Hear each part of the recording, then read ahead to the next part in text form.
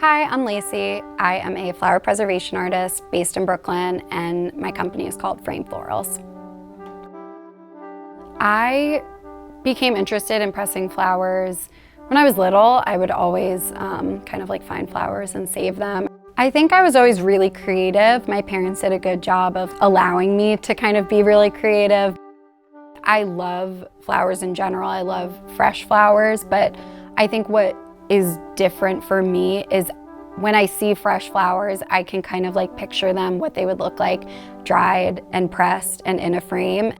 Thinking about flower preservation, obviously it's a method, it's a process of drying out flowers, but for me, I think it goes much further into preserving actual memories, and each flower holds something that's really special.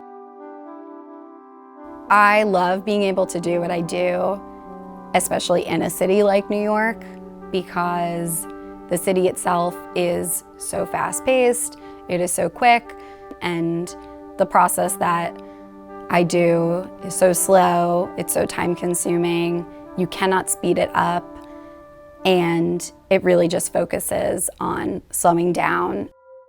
So my process when it comes to framing flowers is I will go to the flower district, I will try to find flowers that are inspiring to me, interesting to me, and so I'll go from each store to store and kind of just see what's in season, what is new, what kind of catches my eye.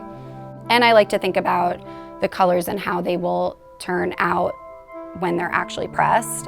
I'll bring those flowers back to the studio with me, and from there it's a whole day production where I'm kind of taking all the flowers apart, sorting them, and then going through and actually pressing them. Once everything is pressed out, I'll kind of go through, see what's pressed to framing standards, and then I'll work on composition.